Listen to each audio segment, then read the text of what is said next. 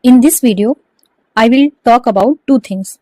First is the normal circumstances, and the second one is the during removal process. So, if we talk about parliament, there are some members, that is speakers, deputy speakers, chairman, and deputy chairman. These are directly or indirectly related to the parliament.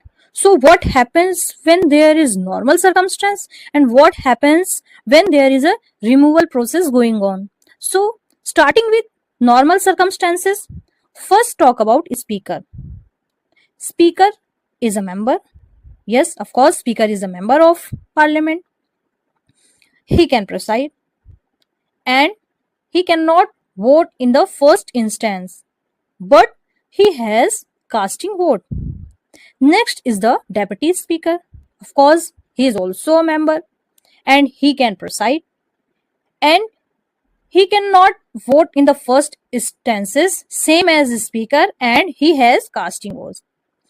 If we talk about chairman of Rajya Sabha, is he a member? No. Chairman is not a member of Rajya Sabha. Of course, he can preside and he cannot vote in the first instance and he has casting vote. If we talk about deputy chairman, he is member and he can preside and he also cannot vote in the first instant and he has casting vote. Now talk about removal. If we talk about removal process, in the removal process, speaker is a member but he cannot preside.